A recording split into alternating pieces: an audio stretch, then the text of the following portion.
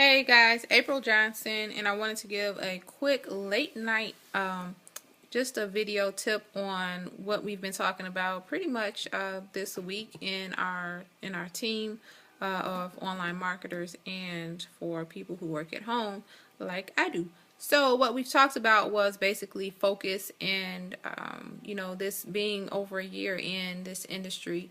I've come to realize and have come to really see the importance of actually reclaiming my game as far as focus goes in the business. So what I've decided to do is actually revamp my whole daily schedule and daily routine, and I find myself doing that because I'm constantly changing and things are constantly changing around me, and so it just makes it much more easier for me to be able to change my schedule as my things that's going on in my house or in my home changes, and so I want to be on top of my game.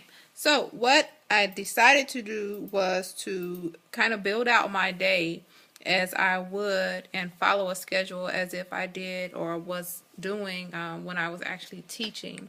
So what we did when I was teaching was it was a policy in our school to have our schedule not only written out in our own lesson plans and things like that, but also we had to have it on the board, the front board, when it's like right by the door. So when visitors or administrators came in, they basically could come in and check and see and compare what time of day it was and be sure that we were teaching that particular subject that we had scheduled out. So what that taught not only us as teachers, even though it was horrible having that feeling of someone, looking over us and micromanaging and even coming into our classrooms and kind of like, just peeking in, being nosy. To me, that's how I felt. But what it taught was the importance of consistency and the importance of actually staying on task. So it helped with pacing. And one of the main things that I realized, or the big things that I realized as far as coming home and being my own boss and running my own business, is that we could get caught up and lost in one particular task when we need to basically keep things moving.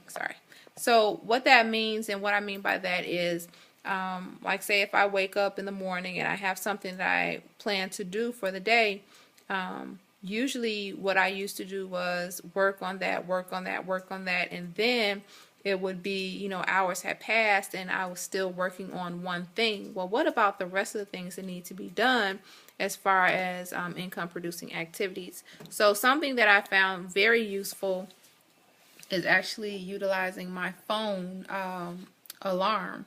And so I have it scheduled out. Basically, I thought about the things that I needed to do each day to produce income.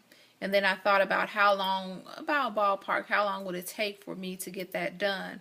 Or how long should I realistically be spending on it as far as the span of the work time that I wanted to spend each day working, opposed to, doing my family time and spending time with my family. So I had that scheduled out.